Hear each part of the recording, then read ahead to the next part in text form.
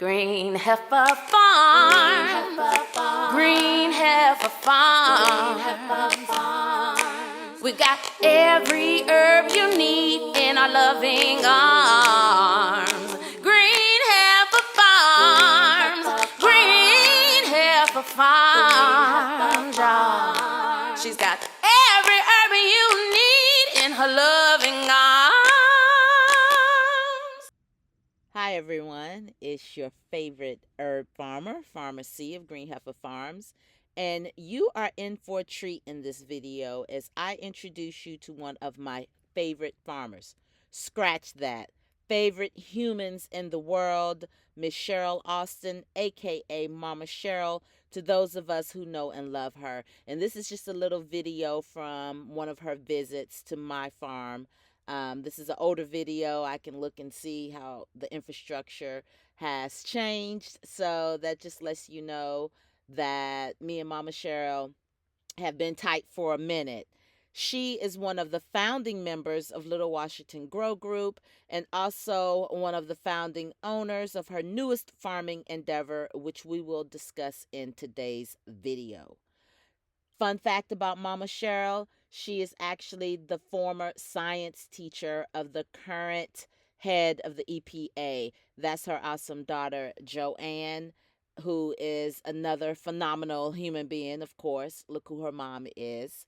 Anyway, some of you may recall that I've been working with the nonprofit RAFI for the past year to share more about resources that are available to farmers through the USDA's NRCS. So be sure to check out that playlist that will give you more information on what some of those resources are. I had the chance to interview and learn from real farmers who have worked with NRCS, and I'm sharing this information with those of you who may be interested in learning what assistance and support is available, whether it's technical assistance or funding, to helping to inform those who may be on the fence or have some concerns about working with the government. My farm has certainly benefited from working with NRCS, and Mama Cheryl is going to share with us the ways that she has also partnered with NRCS. So, without further ado, let's get into this video. We're going to talk about NRCS. All right. So, really wanting to hear from you about your experience working with NRCS, how you've worked with them in the past, how you're working with them now, what programs that are helping both with the farm, the growing site you had in partnership with the city, as well as your farm that you are expanding out now. Then I also want you to share some of the, I guess, the pros and the cons. It's a transparent conversation. The goal is ultimately to educate and inform farmers more about working with NRCS and doing it with farmers who are actually doing it, and seeing if NRCS is a good fit for farmers to work with and utilize some of the resources and the technical assistance that they provide. So first, I know you, but for anyone who sees this and doesn't know you, can you give them an introduction? All right. My name is Cheryl Austin. I am of age, seasoned in years of growth. My background is in science, in that I taught chemistry, physics, biology, earth and environmental science, physical science. In other words, in the high school arena, I taught every science that was offered. In working with science teachers through a program of the National Science Foundation through the educational university system of the state of North Carolina. This National Science Foundation monies provided opportunity for me to become a science facilitator. And with that, I was able to go to assigned counties in the state, go through their elementary system of teachers, Yeah. basically fifth graders, I guess. I guess they were fifth grade teachers. I'm trying to think back now. But though they were elementary teachers. And the reason was they found through research that then the elementary program of teaching did not offer science as a leading subject for those teachers. So my job was to teach them how to do it. And I did that for maybe 2 years. And as that happened, the money ran out. And you know what happens when the money runs out.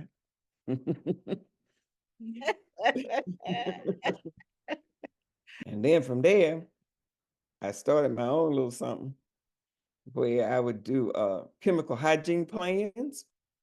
And I did my first chemical hygiene professional work in Robertson County, and that I started chemical hygiene professional work K through 12 there. And with that, I found that with my family and many of my families just around my neighborhood, everybody was exposed to somebody with cancer, diabetes, and high blood pressure. So my thinking is, well, it's got to be something in the water, or something in the food, something's going on. And so we just talked and talked. And when we did talk, maybe 3-4 times, we came up with this group of us called the Wayne Food Initiative. And then we did this mini farmers market. And that mushroomed right into exposing that idea of eating good and healthy food to many of the people in the community. Been doing so many things at the same time, though, let me tell you. I, I was at Dillard Academy Charter School, and I had these children with this garden. And of course, they wanted to present what they grew. And they were the main attraction at the farmers market, see. So they would bring all their little stuff. So they got to learn not only about growing and the process of growing, but business as well. Absolutely. Math and they had to learn how to exchange that money, and they had to learn how to put prices on what they'd grown and how to sell it. And then they had to talk about what they grew. So like cucumbers, they had to say, well, this is a pickling cucumber, this is a slicing cucumber, and what you do with this one and that one. And with that, the children decided to do a song. They said we can do a rap song about these veggies. So you know me, I said, okay, do what you do. Hey. And the music person at the school said, well, I can help the children. We can put a little music, something with it. And sure enough, these kids make this song. Where's the song? Is it? Oh no, y'all, I got to find it. You got to find it. Find it. But anyway, they did the song. Oh my gosh. Sure enough, the word got out about the veggie song, they called it. And the next thing I know, Kellogg Foundation said, all right, we like this. They had their conference opening that year in San Jose, California.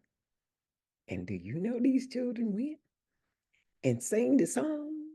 They flew them out to sing the song? Yes, they flew these children who never even seen an airplane, much less been on one. It's hard to put words on the experience, just to see the faces and hear the exclamations, and it's just amazing how they did that thing. Life-changing for them. I bet you that today, those used to be children, they're adults now, that still remains a highlight of their life. I bet you, to be able to have that experience. What's your experience with NRCS? Well, it's not been bad at all. And the way it went, the land on which I had started the garden on my own with the Little Washington Growing Group. Yeah. this is just an extension of the Wayne Food Initiative. See, the Wayne Food Initiative never did incorporate or become a bona fide entity. Mm-hmm. It did a whole bunch of stuff, but it never was jailed to become a real entity. I was in Walmart in particular. That's the place you go, to pick up whatever you got to get. And I had run into some friends that I had grown up with. I Yeah. knew here, but we didn't see each other all the time. And I had run into them into Walmart, and there were four of them, uh, two more ladies and a guy, Uh-huh. and they all had retired. One of them was a retired social worker. Okay. Okay, another one was a manager at Walmart, retired. And the guy, he had his own bail bondsman business. That meant he knew the people of whatever they do. Uh-huh. Uh-huh. That those that break the law. Yeah, yeah, yeah, yeah, yeah. Okay, so that's what his thing was. So he knew all that part of the community. Or at Well, least the ones that they said broke hey, out because yes, they innocent yes, until yes, proven until guilty. proven. Yeah. That's what we Yeah. want to make very clear. All right. So as we all got together just one day having lunch, and they said, why don't we just go ahead and organize? And because we're going to come out here and work with it, that's what we're going to do. Yeah. And surely enough, that's how we came up with the little Washington growing group, because the western part of the town is where we grew up in a segregated uh, time of living. Yeah. Yeah. And since we were in the western part, and they called us Little Washington, and then that's how we came up with Little Washington Growing Group. Yeah. What that's about. And What year was this? What year was Lil Washington Growing Group? I think 2015, I want to Okay. say 2015. Okay. In what ways has Lil Washington Growing Group interfaced with NRCS? Okay, that's particular the group of us that did encounter NRCS. Okay. Okay. As I work uh, with the city, Mm-hmm. okay, the land is leased land because it was a flood place. It was a whole Black community there, and everybody was flooded out. Mm-hmm. So what happened? FEMA came in and relocated many of the residents, with new places to live and stuff. Mm-hmm. Then some of the residents kept their land. They relocated them, and how they did all that, I don't know the details, but I Okay. do know some of them still have possession of the actual land. Okay. But the city had most of the land, as I can't tell you details, but Yeah. the way it's just situated, the land is so that the city has access to most of it, okay? And Okay. FEMA does too. All right. The whole area is about 50 acres. When I first went to the city to talk about leasing, they say you want to lease it all. My thing was that's too big. Little did I realize down the line would have been the best thing to do. Mm. But I just did 10. Okay. Okay. And it was this other guy I met who was a retired highway patrolman, one of the few Black highway patrolmen. But he was good with farming, Mm. hands and growing. So Okay. he came on board with me. Okay. And he took about, he used about 3 acres, just about 3 acres. And he had a hand in it so that his kale, his cauliflower, broccoli, strawberries, potatoes, all that good stuff. It grew 50-pound cabbages and all that. So the city was like, wow, let's look at all this good stuff. Yeah. And what we didn't realize was the nutrients that had settled in that soil. Oh. Okay. And then we ran all through it and added compost to what was there. All We that had, organic matter. girl, we had the best black dirt you could ever need. Yeah. It would grow anything, everything. And after we had it all worked out real good, they talking about, well, Here they come. We want to put a fire training center over here. They want to put a what? Fire training center. Oh. And Okay. they wanted the the part that we had worked so hard to get it. So here I am. I could have said no. I really could have, and made a stink of it and said, no, y'all going somewhere else, something. But then I thought about it. I said, no, I better not do that way. I need to cooperate, be a a good team player. So the condition was with the fire chief. I told him, I said, now, if you're learning new techniques and those kinds of things, that's going to save all our lives to the highest level, and you're going to be bringing in all these new kind of somethings. Of course, you go right ahead. You see. And that's how I ended up with the part that I have now. But the land, though, as I moved forward where I am right now, I needed to build that part up, build that dirt up, because when it would rain, it would literally flood, I called it, because the water would stand. But it doesn't now. Okay. And see, because I had to figure out which way the water was running. So like when it rained and it was standing, which way did it come to stand where it was? So Okay. if I did a cross on it, a movement like a ditch or something, moving the dirt, cross it. So I'm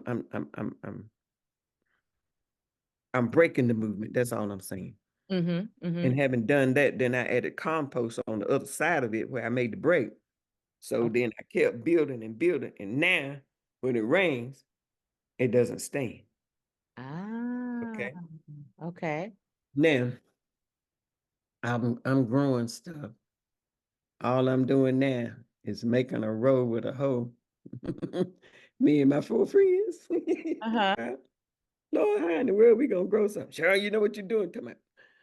All we got is this hoe, and we out here working hard. Can we do it? Can we do it? Can we do it? I said, don't worry about it. Here, take this bottle of water. Was y'all out there hoeing? Girl, yes, sure enough, had that. And we making rows the whole time away, like with the hoe and stuff. But we had the best fun. We had the best fun. But though, as we spoke with the people at CEFS, you know who I'm talking about? Center for Environmental Farming System. Oh, okay. At North Carolina State University. Yeah. I still have connections, so. And they have a small farm unit here in Wayne County. Okay.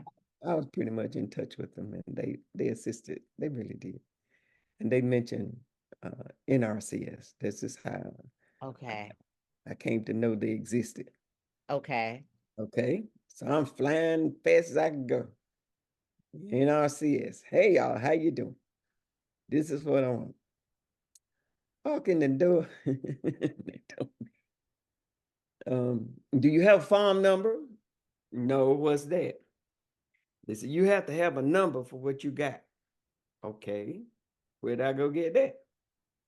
We're going to do a mapping of the land, and then we're going to give you a farm number. All right, looking good. Got a farm number. What else do I need? Farm number will be good for right now. I said, well, look, I want to do a facility like a high tunnel, because they told me that's what you knew, that if you got there, you could do seasonal growing. You wouldn't have to be, in the wintertime with nothing. I said, oh wow, that sounds fantastic. All right, sign me up. And that's at the high tunnel there at that location. Yes, ma'am. Okay. So having done that, when I say sign me up, they say, oh, we don't have any more money. I said, are you kidding? I said, you got to be kidding. They said, no, we telling you the truth. I said, okay, then. I said, when do you get some more money? And they said, when? So I said, now, what do you have to do to be in line to get it? They said, well, tell you what then, let's do this application. I said, well, that means if I do this application now for the new money coming in, my name's gonna be up top of the list then when you get ready to distribute the money in the next go round for the hot tunnels for people. Oh yeah, oh yeah, oh yeah. So I do all my application, turn it on in, it's sitting on in there, right? So I'm checking back, I'm checking back. Yeah. When is the money? When is the money? When is the money? Sure enough, I did check back on the good right time and the money had hit. And they said, all right, we got you. We got you. Come on in. Let's sit down and do this. I go through all this paperwork, da da da da da da da. Somehow, this local place of NRCS didn't quite have enough time to work with me all the time. Mm-hmm. I said, okay, well, you gotta have somebody. This is what you said you're gonna do. My name's on the list at the top. What you doing? Yeah. So they assigned me to this person in Wilson County. Okay. Where is that in relation to Wayne County? Is it 25 miles going north. okay? Okay. So I go over there to their NRCS, their county people. Okay. And they was just the nicest man. And we sat and talked about how you're supposed to do what you do. Okay. And he said he was new at the job and he was learning how to get it done and all that. So we were walking through it together. And I'm learning and he's learning. Mm-hmm. So that made it real nice. Yeah. So it was a Yeah. good, do you still work with Wilson or? I haven't until I can on the new land now be able to get the funding, the application, but the application's in. Mm-hmm. Get the okay to be able to participate. Mm-hmm. And I'll tell you about that in a minute. But Okay. for the old tunnel, I mean the one that I have now, you have to have a SAM's what you call that, a number. I mean, SAM.gov. Yes, SAM.gov. You need to do that Mm-hmm. in particular. Mm-hmm. You need your farm number, okay? Mm-hmm. And Little Washington Growing Group is a nonprofit. Okay. So we had to have our EIN number. Mm-hmm. So those pieces of paper had to be in place as we put and moved the application at NRCS for the high tunnel. Okay. Was Okay. that challenging to have all those people in place? No, it wasn't challenging. It was just that you sat down and did it. Okay. And the person who was the working assigned person in Wilson, they were learning too. So as we sat together, we would, well, see, I did my own SAMs and all that. I went with it. I had mine. I have it already in hand. So all you got to do is just doing your application, put in exactly what these items say. Okay. So you had to work with, to get the farm number, you had to work with Farm Service. Yes, FSA. FSA. Okay. Yes, that's right. Did FSA and NRCS, did they work closely together? Yes. Okay. They Because in did. some counties I know it's like They don't. It's like, So anyway, that worked really, really well. Okay. And then next thing I know, the money was appropriated. Okay. But in the meantime now, you have to find a vendor that's going to put up your high tunnel. Yes. And you're looking at prices then based on the appropriated amount of money from that NRCS. And they're only paying for the structure. They don't pay for labor. Nope. Or any additional materials. They pay for the structure, a percentage of it. Yes. Based on how many square feet. That's right. Yeah, you have to come out of pocket for it. But it's not an exorbitant amount. Oftentimes it's something that you can, how can I say? You can work it. That's all I can say like that. Yeah. You can and it depends on what kind you get. Like if you get a more pricey high tunnel, you're gonna spend more money. You get a larger one, you're gonna spend more money. If you don't know how to put it together yourself and you got to pay somebody to come do it, and you don't know somebody who can do it for the low, you're gonna pay more money. So Pretty much that's the story about the high tone and the NRCS. Now that's for the established leased land where we have the little Washington growing group. Yeah. Have you But worked with them on anything else there? Any cover crops, any irrigation, any of the other programs or? that's what I'm trying to do now Okay. with the new land. Okay. Yeah. Let's talk about this new land. Oh, Lordy, Lordy. Well, the new land is 19 acres. Yes. Okay, and it's in an area that's in a floodplain. The whole county is in a floodplain. Tell us about it. Tell us the name, which has so much meaning. Well, officially, it'll be named for my son. Okay, my son passed away in February 2023. And drive in, Okay. right there, and drive in here around and then out. Ah, that's That way. nice. Nice flow. And I was looking at, you know how a red barn looks, that color red? Have that right there so it'll attract attention. And you know, I had just lost my son, remember? So I would name the whole thing after, you know, for his name. What's the farm? What's the name of it? It's called Barney's Produce. Or his name was Barney Allen Alston. And he would have been the executive running all of this as we move forward. Yeah. And we're going to name that whole working time of it, of what we do, where we do, as Barney's Produce Junction. It'll be tweaked to be a little something maybe different, but basically it'll have his name in it. Yeah. His name was Barney, Barney. And really it holds double significance because I named my son after my brother, my baby brother, because my baby brother was named Barney and he had died in an airplane crash at Evansville University. Wow. In 1978, I think. And I had named my son After your brother. after my brother. So it'll have a double meaning for me. Be able to put that name somewhere. Yes. In the public view. Yes, for perpetuity. Yes. They were here and they mattered. That's right. So Yeah. it's yeah. Oh, wow.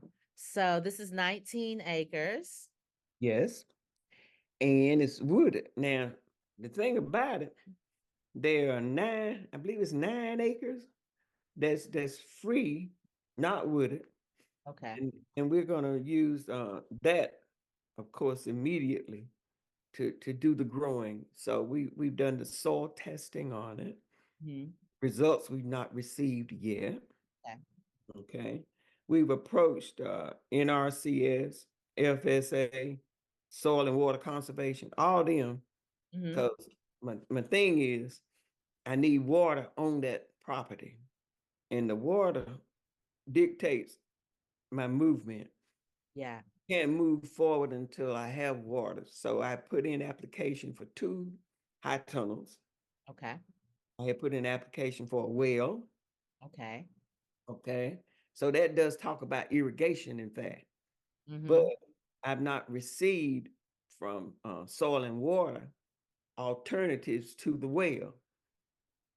So my thinking is there is a solution, because we do understand for every problem, there is a solution. The issue is from them that their environmental rules say they cannot fund a well in a flood zone.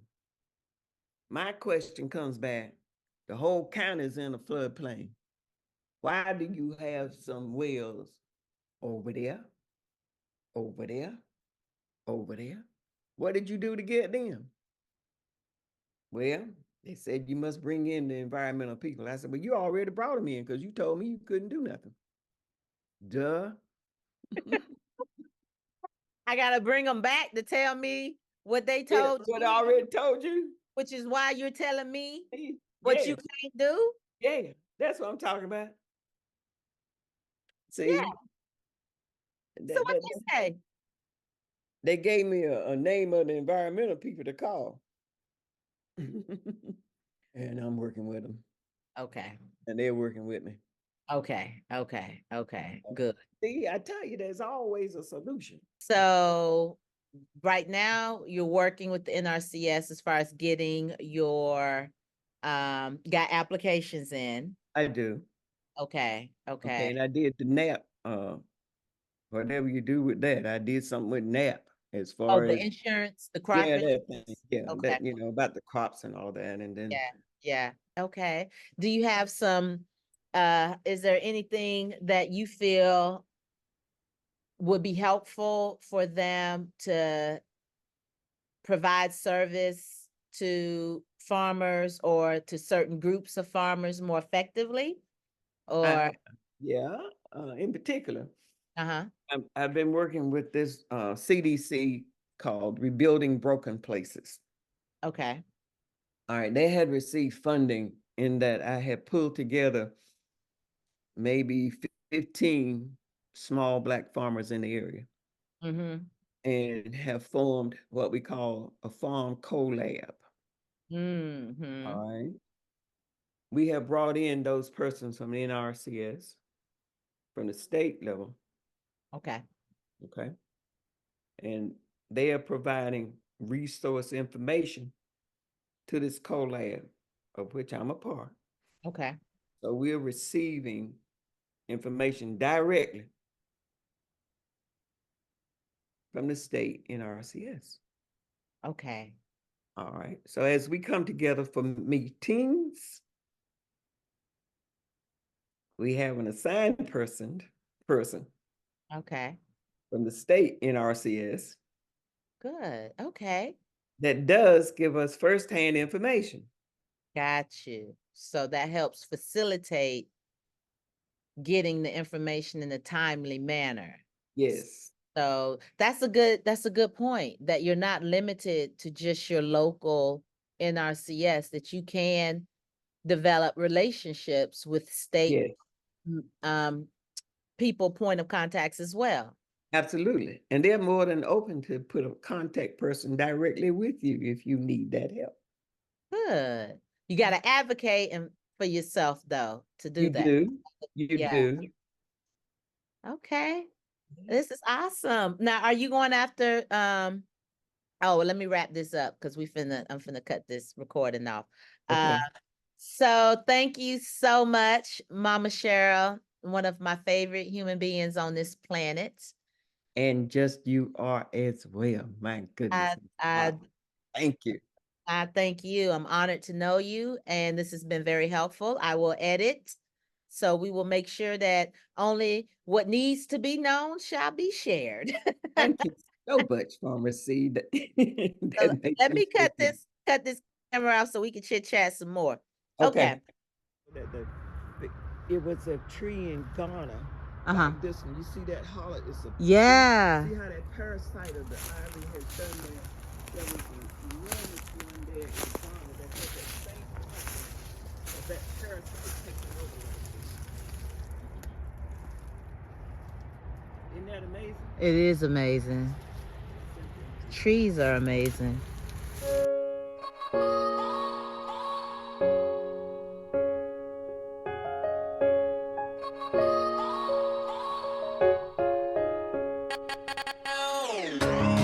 This is the remix. We have to go and flip it for this remix. Deeper, the vocal, it's a shame.